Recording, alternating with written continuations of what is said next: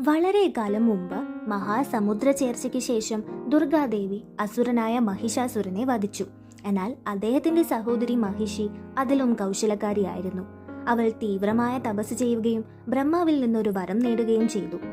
ശിവന്റെയും വിഷ്ണുവിന്റെയും മകന് മാത്രമേ തന്നെ കൊല്ലാൻ കഴിയൂ. അതൊരു സമർത്ഥമായ വരദാനമായിരുന്നു. കാരണം അത്തരമൊരു കുട്ടി ഉണ്ടാകുമെന്ന് ആരും കരുതിയിരുന്നില്ല. പക്ഷെ വിധിക്ക് മറ്റു പദ്ധതികൾ ഉണ്ടായിരുന്നു.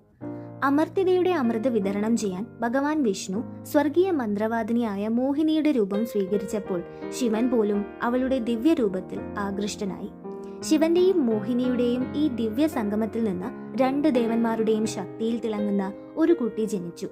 പമ്പാ നദിയുടെ തീരത്ത് ആ കുട്ടിയെ ഉപേക്ഷിച്ചു. അവിടെ കുട്ടികളില്ലാതെയും ഒരു അവകാശിയെ ആഗ്രഹിക്കുന്നതിലും പന്തളം രാജാവ് രാജശേഖരൻ അവനെ കണ്ടെത്തി.